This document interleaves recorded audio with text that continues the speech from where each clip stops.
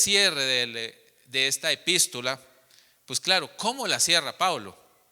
Es una pregunta. ¿Cómo Pablo cierra sus cartas? ¿Cómo Pablo cierra sus escritos? Este en particular, aunque no es el único, se repite también en Colosenses. Este en particular termina con una frase que según la versión se repite varias veces, para que sepan. En la versión que lo menciono, es la Nueva Biblia de los Hispanos, dice 3 veces, y se las quiero nada más leer, para que ustedes sepan mi situación. Verso 21. Al final de ese verso 21, les hará saber Tíquico algo, y en el verso 22, para que sepan de nosotros. En esta versión, otras versiones reacomodan y usan solo una frase y colocan después de esa frase lo que quiere que sepan Pablo. Entonces, básicamente él va a cerrar esta carta reforzando lo que ya ha dicho, y lo hace con 2 formas. 1, recordando lo que ya dijo, y 2, encomendándole a un personaje que aparece en las escrituras varias veces y que pocas veces conocemos de él, que es Tíquico. Así que Pablo quiere que sepamos, y una vez que termina esto, da una bendición de cierre. Así que permítame partir este sermón en 2 momentos. 1, hablar de lo que Pablo dijo, de lo que sepan ustedes, y después dedicarme un rato a la última bendición del apóstol en esta epístola. Verso 21 y 22, permítame volverlo a leer, pero en esta otra versión, para que ustedes lo comparen. Ya es común, como ustedes saben de mi parte, leer en diferentes versiones, ¿sí? Ya se leyó la nueva versión internacional, permítame leer en otra versión, y no se extrañen si leo en algún momento en otra versión. Entre más versiones podamos leer un texto, más claridad nos puede dar el mismo. Permítame leer en esta versión verso 21 y 22. Pero, a fin de que también ustedes sepan mi situación y lo que hago, todo se lo hará saber Tíquico, amado hermano y fiel ministro en el Señor, a quien he enviado a ustedes precisamente para esto, para que sepan de nosotros y para que consuele sus corazones. Voy a detenerme acá en ese caso. Primero déjeme mencionar, no pasar por alto a Tíquico. Tíquico realmente en las escrituras aparece un par de veces, no se dice mucho. Aparece en el libro de Hechos, capítulo 20, verso 4, donde Pablo dice, donde hay varias personas que acompañan a Pablo, y dice así: le acompañaron hasta Asia, Sópatro de Berea, Aristarco y Segundo de Tesalónica, Gallo de Derbe y Timoteo, y de Asia Tíquico y Trófimo. Ahí aparece, acompañó a Pablo, capítulo 20, uno de los últimos viajes de él. También aparece en Colosense. Colosense y Gálatas son cartas paralelas. Mucho de lo que en Éfeso se dice para los de Colosa. Son cartas muy similares. Y dice en el capítulo 4, versos 7 y 8, Tíquico, amado hermano y fiel ministro, consiervo en el Señor, él hará saber todo. Qué curioso. Como que si Pablo le encargara aquellas cosas confidenciales, importantes, para que él se las haga saber. ¿Cuáles cosas? No las tenemos claras. No obstante, como él es el cartero de Pablo, todos entienden el concepto de cartero, ¿verdad? El que lleva una. Pablo envía las cartas con Tíquico, es el cartero de Pablo. Así que si usted pensaba que la idea de carteros es del siglo XVII, XVIII. No, Tíquico era el primer cartero que usted puede encontrar en la historia y en las escrituras, por lo menos el que está reportado en las escrituras. Ahí él va a llevar una carta, pero les hará saber más cosas ahí.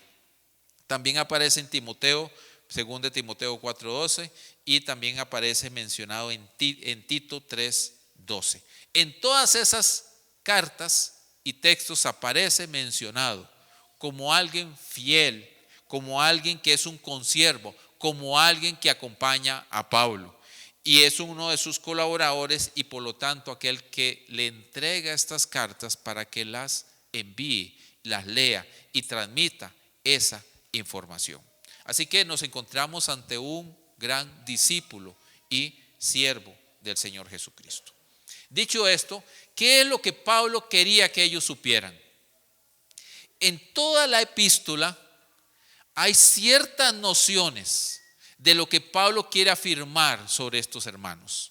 ¿Qué es lo que ellos quieren que sepan de Pablo y de lo que hace y de lo que él hace por ellos? Primero, volviendo a hacer un pequeño repaso por todo el libro de Efesios. Primero, él dice, soy apóstol.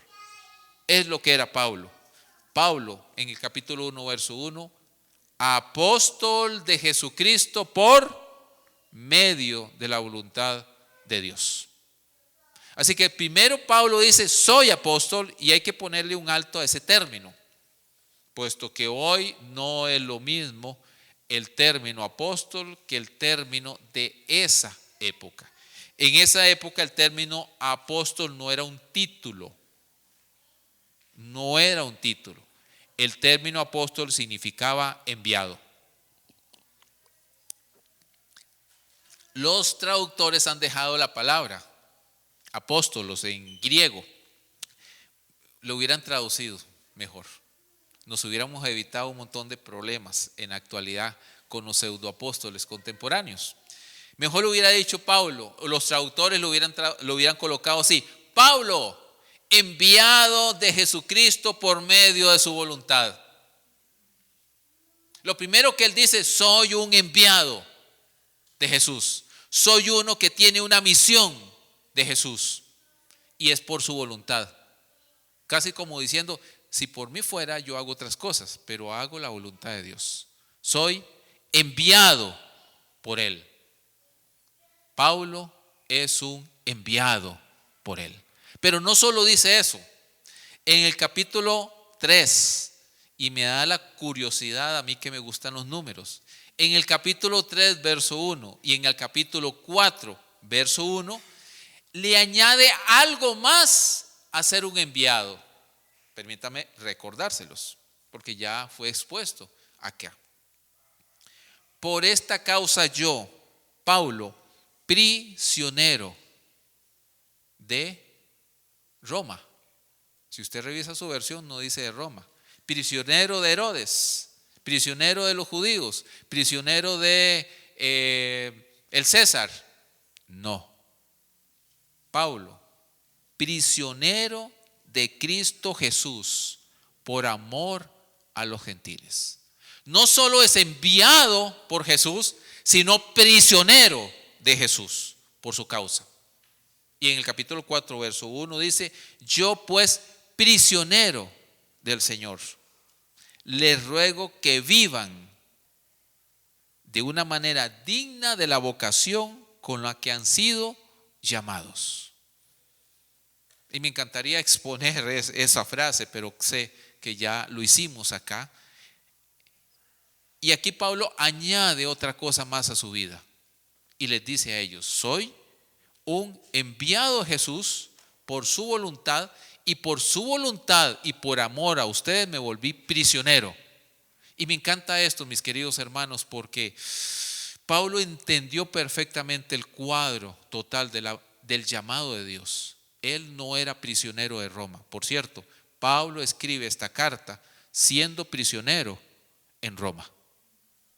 Y nuestras cárceles contemporáneas son 5 estrellas comparados con esas cárceles. Quien terminaba en una cárcel romana solo tenía 2 formas de salir. nada más. Olvídese de derechos, nada, todo esto que hoy pasa, no. 2 formas para salir de la cárcel. Una era que el mismo César lo liberara, y la segunda es muerto. Era la única manera de salir de esa cárcel. Había una tercera opción que se dio posteriormente, y era volverse un gladiador para ir a pelear, y si usted lograba sobrevivir a las peleas era libre. Eso se dio posteriormente. Obviamente no todos lograron eso. Al fin y al cabo terminabas muerto. Aquí tenemos a Pablo. Pablo en ningún momento dijo: pobre de mí, soy prisionero de este imperio vil y pagano. No, soy prisionero de Cristo. En una situación difícil, le adjudica a Cristo la soberanía de su vida. Mis queridos hermanos, esto es, quítele prisionero y póngale la situación que usted está sufriendo, que ha sufrido, que podría sufrir. ¿Podría decir usted: soy enfermo de Cristo o por Cristo? ¿Podría usted decir? No sé qué se me ocurrirá ahorita. No quiero herir ninguna situación difícil y decir que sea menos. No. Lo que quiero decir es que Pablo entendió que su situación difícil no le podía darle a Roma la autoridad, se la daba a Cristo. Su vida estaba en las manos del imperio romano. A partir de esa parte de ser prisionero, su vida pendía de lo que Roma dijera. Y él dijo: no, mi vida depende de Cristo. Por cierto, Pablo fue liberado por el imperio romano, salió de la cárcel, siguió predicando, lo agarraron otra vez, lo metieron en la cárcel y, según la tradición, en el 64 le cortaron la cabeza. Así que él supo lo que era ser liberado por Roma, sabiendo que era Cristo el que lo liberó, y supo lo que era volver a ser prisionero ¿de quién? De Cristo, y morir por Cristo. Y no tuvo problema.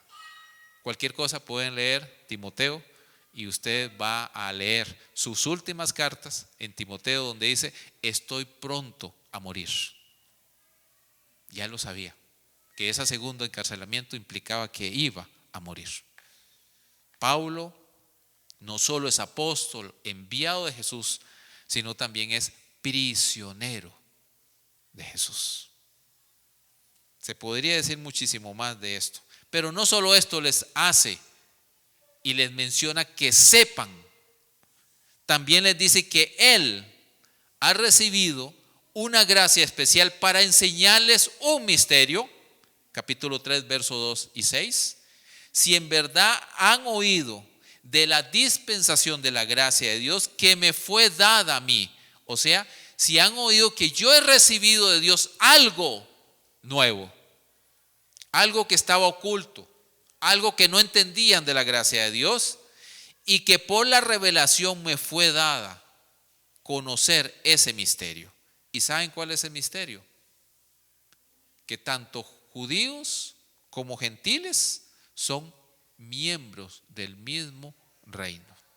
Muy probablemente usted, a mí hoy eso nos parece, sí, estamos de acuerdo, pero en ese momento, en esa comunidad de fe, los gentiles no todavía formaban parte del reino de Dios. Y Pablo les dice: no, a mí se me ha dado a entender que sí son parte de ese misterio. Así que Pablo se vuelve en un maestro del misterio del evangelio, que ya no es misterio, que ha sido revelado. Somos parte del evangelio de Cristo Jesús y de su reino.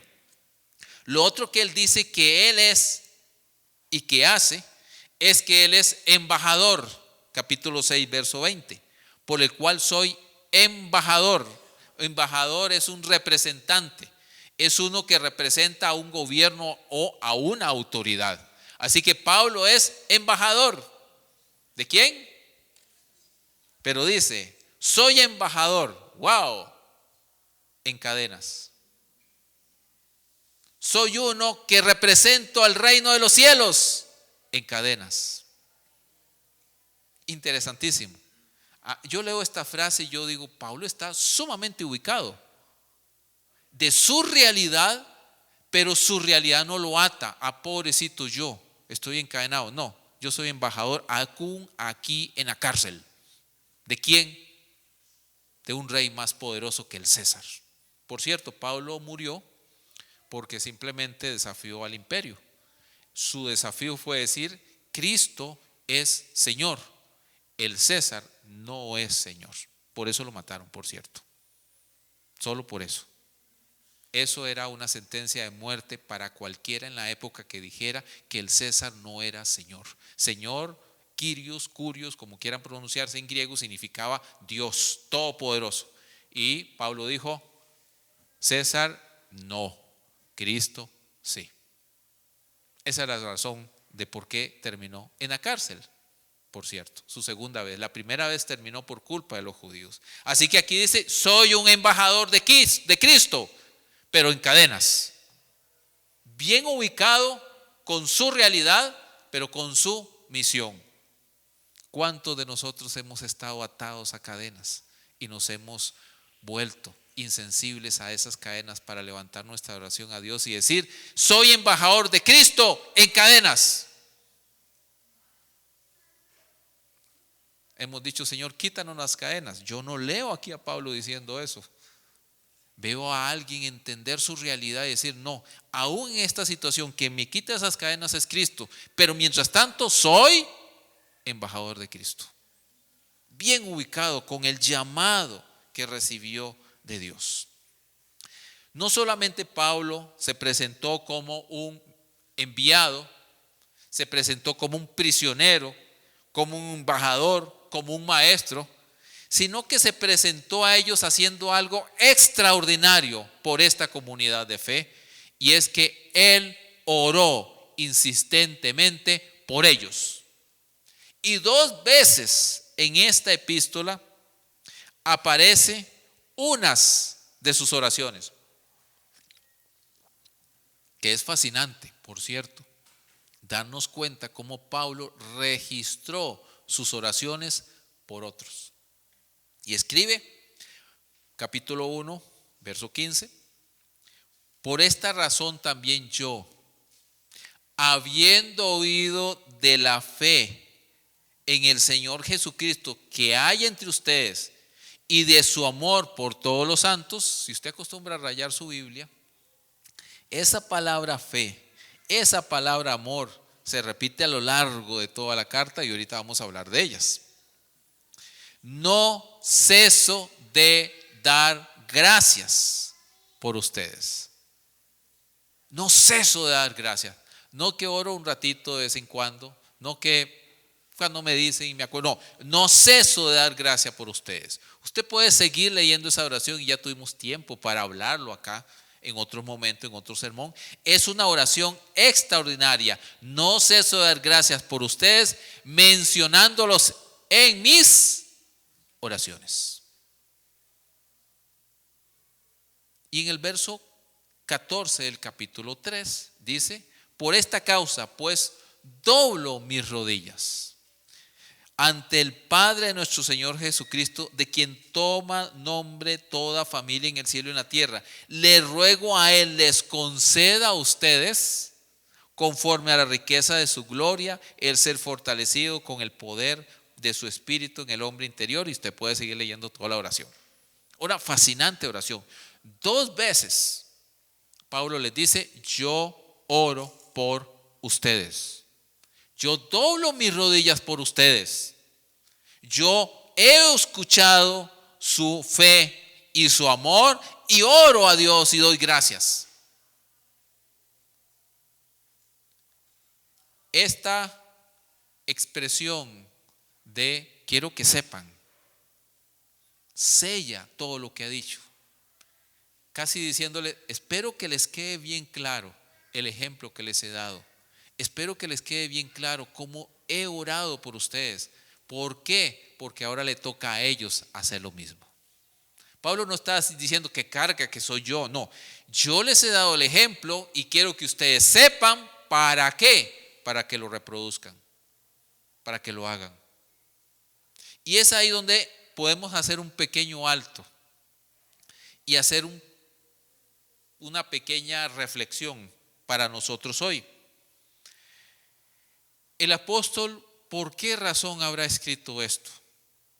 Por cierto, eso es una de las preguntas que tengo ahí para preguntarle el día que esté en la presencia del Señor allá en el cielo, y preguntarle a Pablo si logro encontrarlo. Supongo que no hay poquita gente, debe haber mucha gente, y si algunos tendrán ganas de conocerlo, pues voy a tener que hacer filita y tomar ficha para ver si lo podemos preguntar un par de cosas, ¿verdad? Después de haber visto a nuestro Señor Jesucristo, obviamente. Pero esa es una. Pablito, mira cómo está este asunto, tengo tantas dudas de algunas de tus cartas. ¿Me podrías explicar a ver si por fin logro dormir en paz y estar tranquilo, por lo menos la eternidad de que ya entendí esto? Una es, ¿por qué escribiste eso? Quiero que sepan al final y no al principio. No dijo al principio, mira, les voy a decir todo esto para que sepan esto y esto y esto. No, al final. Y todavía lo agrega con más, con un sentido más interesante. Tíquico les va a decir el resto. ¿Y por qué no lo escribió? Me dejó con más curiosidad. Ahora voy también que preguntarle a Tíquico, mira qué fue lo que le dijiste a esta comunidad, porque aquí no está dicho, porque el resto se lo va a decir él. Imagínense esa comunidad de Éfeso recibiendo a este siervo del Señor con una carta de Pablo y con más mensaje hablado que Pablo les envió. Fascinante. Así sí le da ganas uno de irse a la eternidad queriendo saber esas cosas. No sé usted, a mí sí. Yo personalmente quiero vivir muchos años. Ojalá el Señor me pueda permitir vivir 100 años y más, pero la eternidad no se compara con 100 años. Eso sí lo tengo bien claro, pero sí quiero vivir muchos años. Como buen guanaco, sí me gustaría vivir muchos años. Ojalá me los conceda el Señor, no lo sé. Pero también sé que la eternidad es mucho más que 100 años.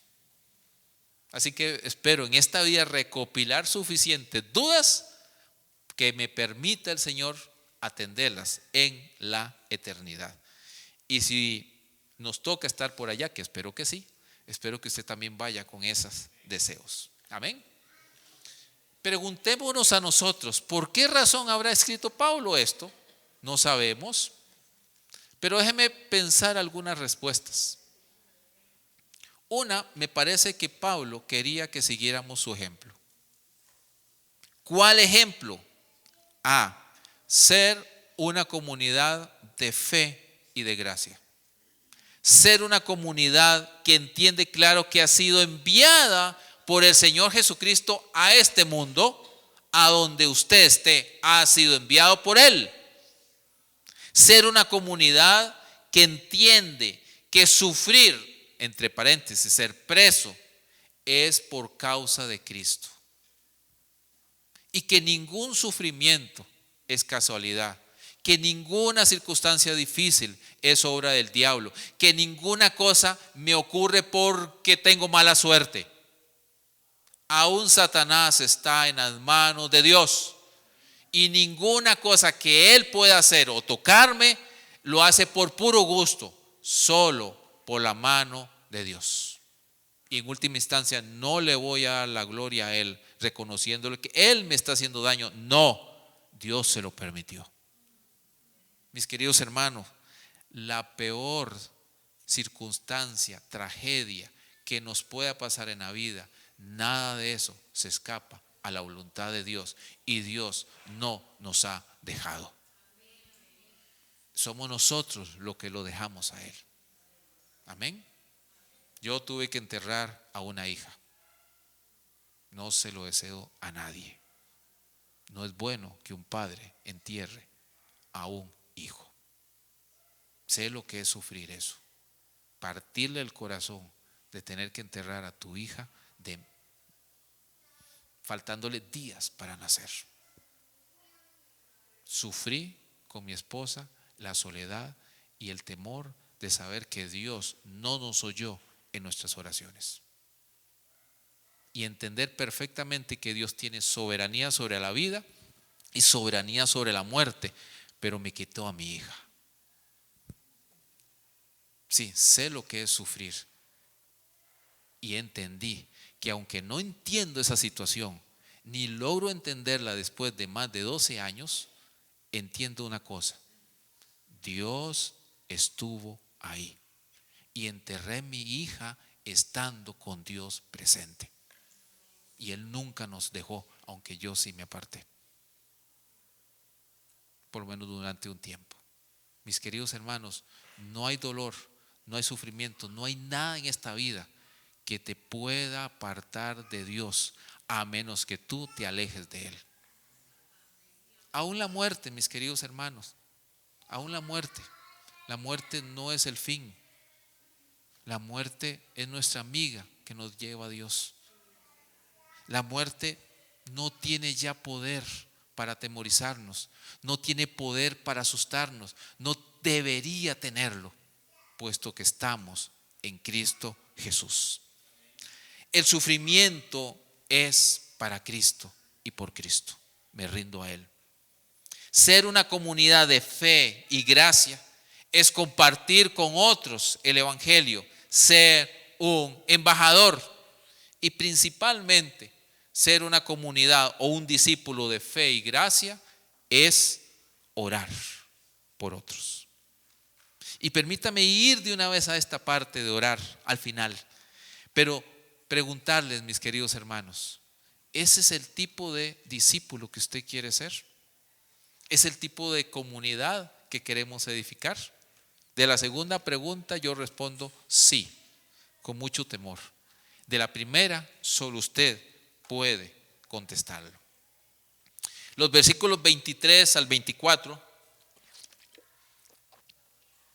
Pablo ya no solo ora, sino que ahora bendice a esta comunidad, y al mejor estilo de la bendición sacerdotal del Antiguo Testamento que ahora Cristian nos leyó y nos oró para con nuestras queridas y amadas hermanas que son mamás. Aquí Pablo lo hace para esta comunidad y los bendice de esta manera: paz sea a los hermanos, amor con fe de parte de Dios el Padre y del Señor Jesucristo. La gracia sea con todos los que aman a nuestro Señor Jesucristo, con amor incorruptible. Qué bendición final. Pablo refuerza paz, amor, fe, gracia. Algo que se ha repetido en toda la carta, no es nuevo. Es más, Pablo termina esta carta como era común que se terminaran las cartas de esa época. Era común que se terminara con una bendición. El problema era que las bendiciones eran de los dioses paganos. Aquí Pablo toma esa idea y coloca al único Dios verdadero. Y si usted recuerda, Pablo inicia su carta diciendo a los santos que están en Éfeso, que son fieles en Cristo Jesús, gracia y paz. Qué interesante. Y termina la carta bendiciéndolos con gracia y paz. Pareciera ser que entre el versículo 1 y el último versículo, Pablo les dice: ustedes deberían estar blindados por gracia y paz, por gracia y paz, y les enseñaré cómo debe vivirse la gracia y la paz como comunidad. Les bendice al inicio, les bendice al final y les explica en toda la carta lo que significa vivir como comunidad de gracia y paz. Esta bendición final expone exactamente lo que significa gracia y paz. Primero, esta paz no es nuevo.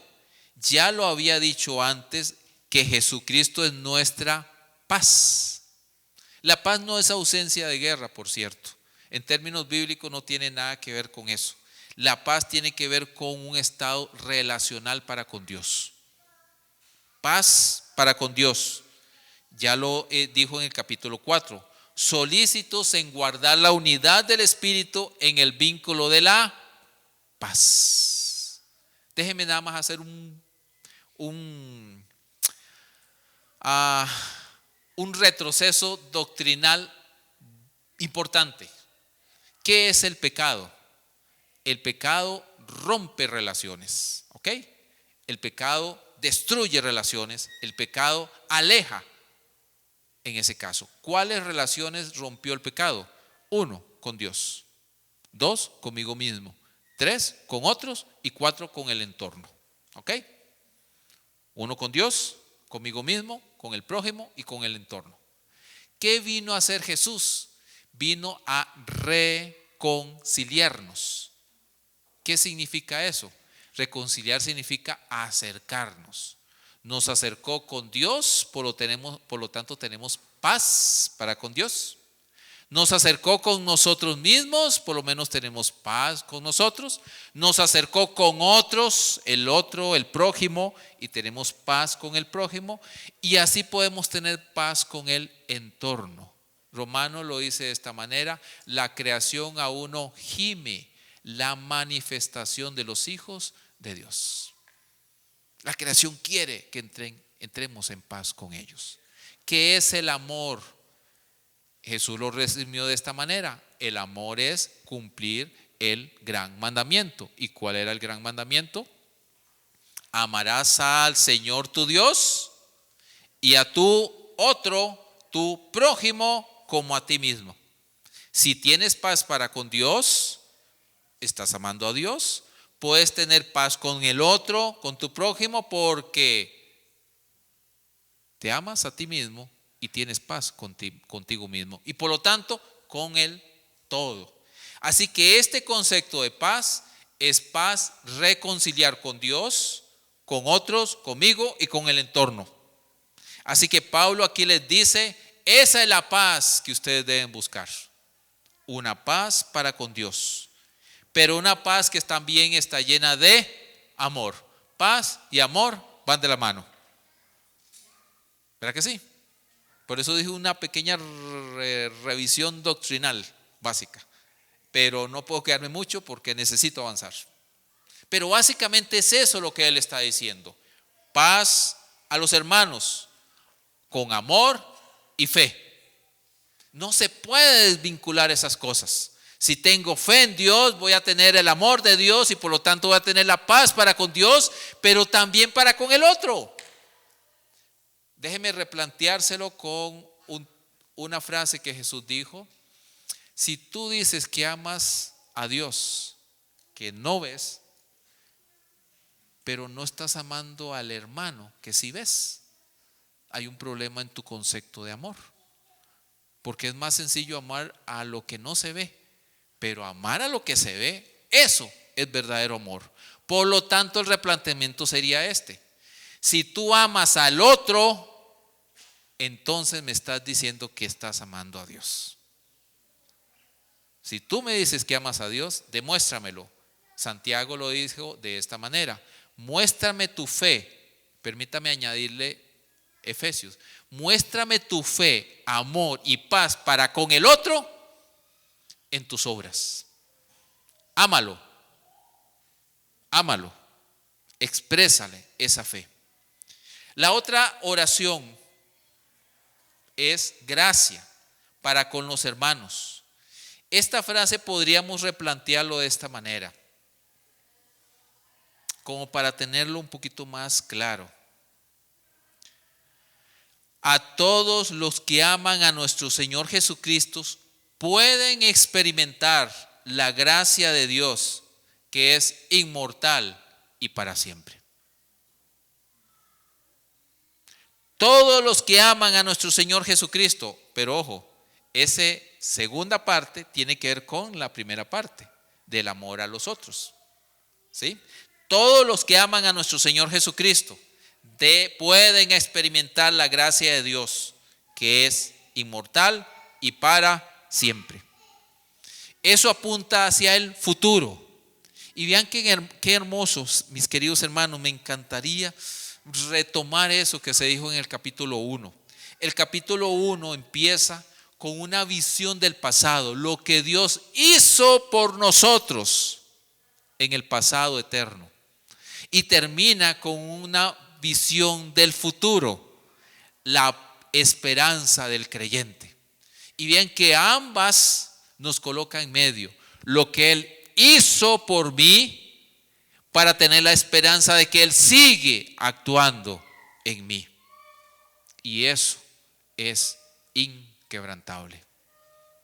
En el Antiguo Testamento lo usa esta frase: con cuerdas de amor te he atado, te he atraído. ¿Quién puede destruir la cuerda de amor de Dios? El momento más crucial de donde se podía evidenciar que iba a ser destruido era en la cruz. Parecía que Satanás, el Hades y el infierno ganarían, enviando al Hijo de Dios a la muerte. Pero el amor de Dios fue tan poderoso que lo levantó a los 3 días. Y a partir de ahí están vencidos. Nada te puede separar del amor de Dios. Estoy trayendo una serie de textos para que alumbren esto, para decirles, mis queridos hermanos, esta es la bendición del apóstol. Este es el tipo de oración del apóstol. Y déjenme terminar con un desafío para ustedes. Un desafío de oración. Un desafío de asumir esta bendición y tratar de orar por otros. En vano, no es en vano que los viernes estemos orando. Una forma de demostrar nuestro profundo amor para con Dios y para con otros es en oración. En oración. Usted dice, pero es que yo no sé qué orar por el hermano. Mire, si usted no sabe qué orar por mí, yo le invito a agarrar estas palabras y órelas por mí. Que el Señor me bendiga a mí con amor, que el Señor me bendiga con fe, que el Señor me bendiga con verdad, que el Señor me bendiga con eso. Yo se lo agradecería muchísimo, porque yo también oraré por usted de esa manera. Tome este pasaje y simplemente diga, voy a orar por Wilson, para que el Señor llene su corazón de paz, para que haya amor y fe en su vida, para que el Dios y Padre de nuestro Señor Jesucristo fortalezca su corazón con gracia. Yo le agradecería una oración por mí así. Yo oraré por ustedes. Y sí, hermanos, yo oro por ustedes. Yo en mi lista de oración tengo nuestra congregación. No me acuerdo de todos los nombres, porque creo que llenaría varias páginas, pero los tengo ustedes presentes como mis hermanos en la fe de esta congregación, mi casa. Señor, bendice a mis hermanos que van a estar el día domingo y los que no también. Por favor, Señor, que la palabra les abre a sus corazones. Esa y muchas más oraciones. Si usted no me ve un domingo por acá, saque el ratito para orar. Muy probablemente esté en otro lado y no de vacaciones un domingo, posiblemente predicando o sirviendo en otro ministerio. El desafío es ore por otro. Usted me dice, tengo tanto orar por mí, y yo le voy a decir, amén, siga orando por usted, pero en su lista tendrá a otro. Usted es que no me sé el nombre del hermano, llévese la imagen en su cara, en su cabeza del hermano, llévese la imagen y ore por él. Y si quiere, pídale el nombre. Y si quiere pedir una petición, hágalo. Pero por lo menos, mi desafío para ustedes esta semana, de aquí al viernes a la noche que nos conectamos, bueno, yo estaré dando clases, pero el viernes que habrá oración, llévese el reto de orar y levantar una oración corta por 1, 2, 3 hermanos, de los que estamos aquí o de los que no están, en oración. Le aseguro, mis queridos hermanos, por experiencia propia, que cuando uno empieza a orar por otro y está en su lista de oración y ora por otro, vieras que sus peticiones no son tan importantes y uno se da cuenta de que, ay, este hermano me pidió por esto y yo orando por esto que sí es importante para mí, pero cuando veo la necesidad del hermano, vaya, mejor oro por él. Yo le aseguro que va a haber algo extraordinario en eso. Usted va a empezar a ver algo diferente de lo que Dios hace en su vida, porque usted ora por otro y indirectamente Dios empieza a ocuparse de usted, porque ya usted está centrado en otro. Pablo aquí yo no lo vi en ningún momento ni lo leí pidiéndole a los hermanos que oraran por él para que lo liberaran de la cárcel, por lo menos en esta epístola no. En otra pide que oren por él que está en la cárcel para que predique el evangelio. Interesante. Aquí yo lo veo muy, pero muy preocupado por los hermanos y orar por ellos. Sumamente preocupado por ellos, ni siquiera por él, por ellos, por otros. Y es que por eso me tomo este ratito para terminar esta carta, para terminar este sermón y decirle, mis queridos hermanos, le quiero retar a orar esta semana, ojalá de aquí en adelante, pero esta semana por una o dos personas. Y llevarse esa oración y esa persona y orar. ¿Cómo? Tome este pasaje. Agarre cada una de estas palabras importantes, conviértalo en una bendición por el otro. Simplemente eso. Si aquí dice paz sea sobre los hermanos, conviértalo en una oración. Paz sea sobre Ana. Esa es la oración. Que venga paz sobre ella y su familia. ¿Me explico? A eso me refiero. Convierta esta porción en una oración por otro. Y al final posiblemente usted también va a querer, Señor, y no te olvides de mí. Y eso está bien. Pero empiece por el otro. Que haya amor y fe en el hermano o en hermana. Y póngase de pie para cerrar en oración. Y mientras oramos en este momento, le pido que le pregunte al Señor, Señor, ¿por quién oro?